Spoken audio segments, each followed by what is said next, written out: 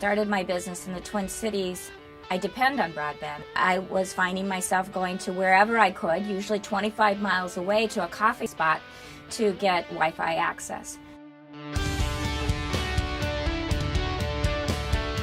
In the mid to late 1800s, we developed the railway system. And the railway system definitely connected coast to coast, but really the heart of the railway system connected small town to small town to small town. And that is what helped build our rural America. At the turn of the century, it was the telephone. And it was that communication, not just in metro areas, but across all rural Minnesota. In the mid-1900s, it was electricity. It was the Rural Electric Act that was an economic boon to our rural areas. Today, I see it educationally. For us, it's broadband. Just like we needed electricity in the 30s and 40s, we need broadband internet today.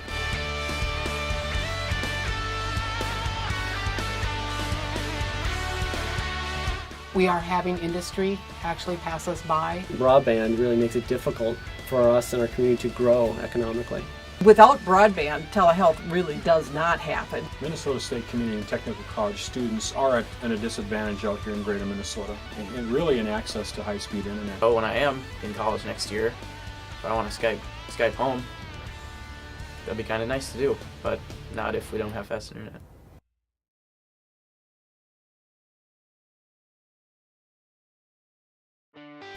With just a 2-hour drive north of Minneapolis and St. Paul, one finds themselves heading into the beauty of Minnesota Vacation Land and the Region 5 Resilient Region, comprised of Cass, Crow Wing, Morrison, Todd, and Wadena counties.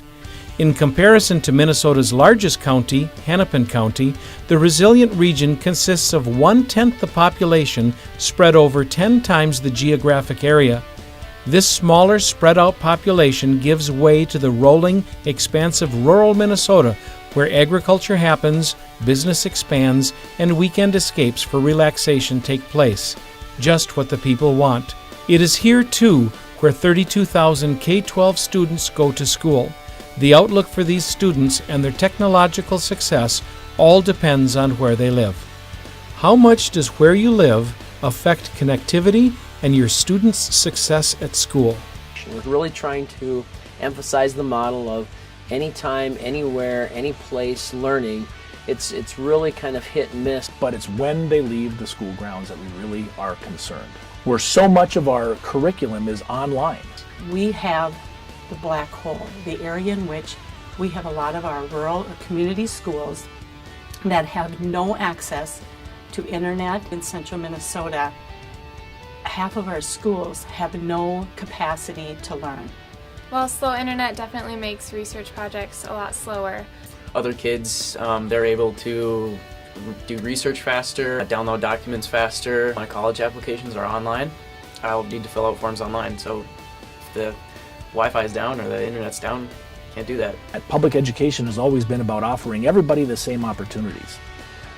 Would we really be offering everybody the same opportunities if we don't have that broadband access for all students? Their children come home from school and they don't have high-speed access. They have these wonderful iPads that work wonderfully in the schools, but they get home and they don't have the ability to keep that high speed flowing. And what about on the college campuses? I think last year we had a fairly rough winter where the campus was just closed due to weather. And in those instances, the students with broadband were able to still participate in class, but students who didn't have broadband, they just fell behind. Minnesota State Community and Technical College students are at a disadvantage out here in greater Minnesota. Frankly, hinders their future success. That's really dependent upon the access to broadband. They need to be able to absorb that learning, which broadband really allows them to do. We want to be able to offer to everybody in the Region 5 area access to the internet and then access to high quality education. One might think that just because the school districts and colleges lag behind a little bit with their connectivity, it can't be that bad in their businesses and community worlds. Or can it be? The kids, they won't stay in the area because of the lack of bandwidth or being able to get on the internet. Agriculture is a big part of our county. As far as producers go, we have a number of producers who get on auctions looking for livestock or to sell their crops. And if they're a few seconds late on the selling, it means big dollars for those producers. Without broadband, telehealth really does not happen. Where we lived, I knew that we simply could not compete. People who are thinking of moving to this area, we have lots of seasonal lake home owners, and they're thinking of possibly going to a place where they can relocate their business. When they see that they don't have this internet access speed that they need at their home to have this virtual office, it's a huge deterrent to people wanting to potentially locate their businesses here too. We have people who don't want to buy homes in our area because they don't have internet, because they can't get broadband. In the event there was a fire or a tornado that went through Pillager and destroyed Station 1, they would have to rely on Station 2 for all of their services, for all their communications. Everything they do to communicate with each other is done by fax because they can't connect by internet. We have no internet. It wouldn't be a very good command post if there was any kind of emergency. We have a lot of doctors. We have one in particular, she works out of Mora and St. Cloud, and he has to literally go sit at McDonald's when he's waiting for a medical report to come through because he can't keep an internet connection at his home. Right now, our area is one of the poorest counties in the state, Todd and Wadena County, economically, development-wise. To have fiber optics and broadband to those areas that are off the beaten path would inspire the communications for either planting or aerial spraying. And it's a safety issue too for a lot of the farmers being out there in the various hours of the night, so they have access to EMS responders. Due to the fact that we do not have broadband, some of the business was relocated to another area outside of Minnesota. Everyone assumed broadband infrastructure. And when you look at our maps, it's a patchwork. Our critical access hospitals, they have access at the hospital, but they can't do telehealth because there's no access to the homes of the patients that they're serving. For this 5-county area to be a resilient region, we have to have broadband access. All 5 counties are the only 5 counties in the country on USDA and the Department of Commerce economically distressed counties. And one of the difficulties is without having broadband access, we can't be economically viable. Thinking about seniors, and now they have their children or their grandchildren in town, and they don't want to leave. What's the best way to stay connected with their grandchildren or their children is by way of the internet. The Region 5 Resilient Region knows that getting broadband connectivity to their area, border to border, will take hard work and collaboration. Part of what we are doing, because of it, we're such a rural county, private providers for broadband internet aren't willing to come into our area. Region 5, I think, is a prime example of how our partnerships with our counties just in our district are thriving very well, neighbors helping neighbors. What we need is a level playing field. We need the ability for multiple carriers to be able to provide high-speed internet services to our homeowners. We're sort of at a stalemate. If the community doesn't have the money to do that, to put that backbone in, and the private sector is not interested in investing that sort of funds, what do?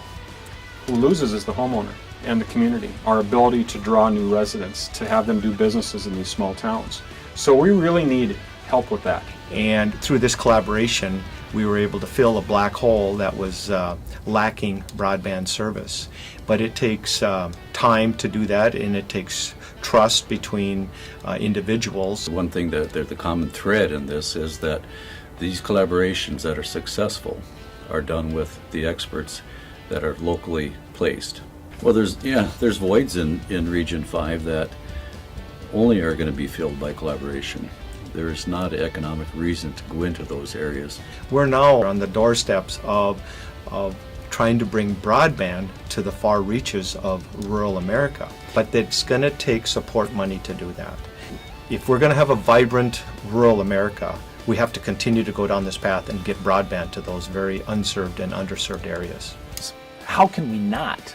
At the end of the day, what would border-to-border broadband connectivity mean to the Region 5 Resilient Region?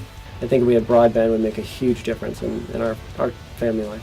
And how it will actually save the state and our counties so much money. And we really need this broadband to expand to these areas so that we can give these tools to the teachers so that they can share it with their students. We would definitely be able to have a better quality of life in Todd County.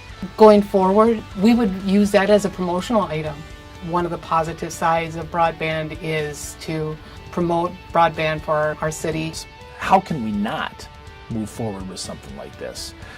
If indeed we're continuing to see rural Minnesota continue to grow in its educational processes the way that other areas of the state and country have been able to do simply because of the connectivity piece. In terms of the broadband work that we have a long ways to go. We really need to work together. When you're talking about building out fiber, that's not something that's cheap to do. We're held up across the nation as a model for what can happen when people actually work together. If Region 5 Resilient Region has broadband, students and schools succeed, existing businesses will stay, new business will want to come, and students after college will return to their hometowns, homes and businesses that have electricity and telephone and broadband, just what people want.